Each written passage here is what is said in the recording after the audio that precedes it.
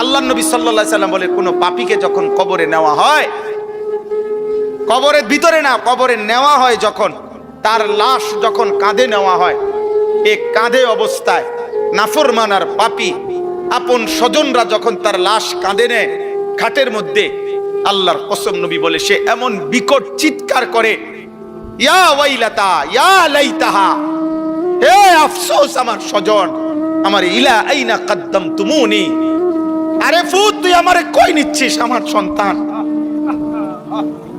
আমার ভাই, তুই আমারে কান্দে নিয়ে ওদিকে নিচ্ছিস কেন? ওনে আমারে মাইরা ফেলবে তো, আমারে কবরে দিস না রে আব্বা, আমারে কবরে দিস না, আমারে তো ফেরেশতা মাইরা ফেলবে, আমারে তো শেষ করে ফেলবে, আমারে দিস না। এইভাবে স্বজন নিজের স্বজন ডাকে, যে কারণ আপন জনরাই তো লাশ কাঁধে নেয়, আপন জনদেরকে ডাক দে, আব্বা এটা করিস না, আব্বা আমারে নিস না ওইদিকে। আল্লাহর নবী বলেন, পৃথিবীর সমস্ত মানুষ যদি একসাথে শুনতো, এক মাঠে দাঁড়াইয়া একত্রে, খোদার কসম নবী বলছে, আদম থেকে ইসরাফিলের ফু পর্যন্ত সমস্ত মানুষ যদি এক মাঠে থেকে একবার জীবনে এই পাপীর চিৎকার একবার শুনতো, আল্লাহর নবী বলেন লাসাইকা, তাহলে সমস্ত মানুষ একসাথে চিৎকার দিয়া বেহুশ হয়ে যেত।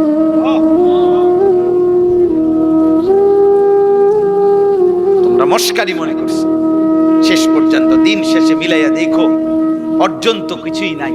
যত নারী দেখছো কেউ তোমার আপন না, মোবাইলের নর্তকী তো তোমার না, নর্তকী তো তোমারে ধোকা দিছে, আপা নর্তকী তো তোমারে ধোকা দিছে, সিনেমার নর্তকী তো তোমার না, রাস্তার বেপর্দা মেয়েটা তো তোমার না, তোমার কিচ্ছু না, সে তো রূপ যৌবনের ফেরি করে। হ্যাঁ, অস্থির ছবি যারা দেখো বাবা, কি দেখছো, কাকে দেখো? তোমার ক্ষয় ছাড়া, তোমার ব্যয় ছাড়া আয় কি? মোবাইল গেল, এমবি গেল, চার্জ গেল, টাকা গেল, কোমরের ক্ষমতা গেল, হারাম বীর্যপাত হইল, লজ্জাস্থানের সক্ষমতা নষ্ট হইল, শেষ পর্যন্ত একদিন পঙ্গু, অচল ছাড়া, ধ্বজভঙ্গ ছাড়া আর কি? আমি খোলামেলা বললাম, কত শত যুবক, কয়শ, আমি চ্যালেঞ্জ করলাম, তুমি শুনবা, আমার কাছে আছে, আমার কাছে হোয়াটসঅ্যাপে জমা আছে, এমন শত শত বাংলাদেশের ছেলে, তাগড়া জোয়ান ছেলে, পৃথিবী জানে এমন জোয়ান ছেলে, সুন্দর, কিন্তু নারী দেখতে দেখতে, অশ্লীল ছবি দেখতে দেখতে, যাদের পুরুষত্ব নাই, যৌবনের সক্ষমতা নাই, এই হাইওয়ান অশ্লীল আর উলঙ্গ ছবির পাল্লায় পড়ে ভিতরের জীবন শেষ। আখেরাত তো নাই, আখেরাত তো পরের খবর, এটা তো নাই কিছু, দুনিয়াও কিছু।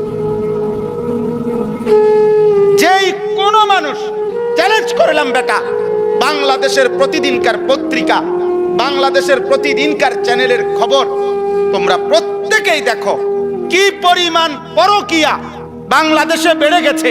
এর কারণটা কি? কারণ এই স্বামী এই স্ত্রীতে তৃপ্ত না, এই স্ত্রী এই স্বামীতে তৃপ্ত না, আর কোনো কারণ।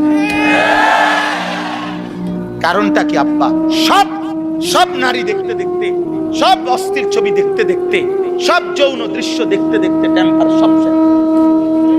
এই জন্য ওই মেয়েও, মহিলাও আরেক বেড়া খোঁজে, এই বেড়াও আরেক বেড়ি খোঁজে, কেউ কাউরি দিয়া তৃপ্তি হচ্ছে না। নাহলে এক এক দিনের বাংলাদেশের চারিদিকে দেখো, দেখো গিয়া খবর নাও, তোমরা খবর নাও, আর তোমার কাছে না থাকলে আমার জানাও, আমি জানা তোমার কাছে খবর পাঠাবো, আমি একসাথ করে দেবো, এক সপ্তাহের রিপোর্ট, এক মাসের রিপোর্ট। পস্তাইতে হবে, আফসোস করতে হবে। বয়স্ক বাবারা, আপনাদেরকে বলছি, আপনারা যাদের ছেলে নামাজ পড়ে না, সারা দিন রাত মোবাইল টিভি দেখে, খোদার কসম আপনারা এর খেসারত দিয়া, এই লজ্জা এবং বেইজ্জতি হইয়া এরপরে আপনারা চলে যেতে হবে। কবরে যাবার আগেই দেখে যাবেন আপনার ফ্যামিলির মধ্যে আল্লাহ শূন্য, আখিরাত শূন্য, এই হতাশার দুর্ভাগ্য নিয়ে কপালে। তারপরে যাই, হিম্মত থাকলে আজ ভেঙ্গে ফেলেন, 14 বছরের ছেলের মোবাইল ভাঙা ফেলেন, তার আমার সাথে যুদ্ধ করেন, আমার ঘরে মুসলমানের বাচ্চা, তুই আমার সন্তান মুসলমানের বাচ্চা যদি ঘুমাইতে হয় ফজরের নামাজ পড়তে হবে, নয়তো তোর মতো নাফরমান গলা ধাক্কা দিয়ে বাইর করে দেন বেটা। যা নাফরমান বেটা, বাইর হ তুই বেটা, তুই আলাদা যা বেটা, তুই আলাদা কামাই কর। তোর মতো বেঈমান আমি খাওয়াইতে হবে কেন? তুই তো আল্লাহর দুশমন। সেদিন এক অভিভাবক কাঁদা দিছে, একজন অভিভাবক আমার কাছে এসে বলছে, হুজুর আশ্চর্য, আপনার সর্বোচ্চ 12 থেকে 13 বছর হবে, আপন ঘর থেকে 2 লক্ষ টাকা চুরি করে নিয়ে গেছে, নিয়ে 7টা মোবাইল।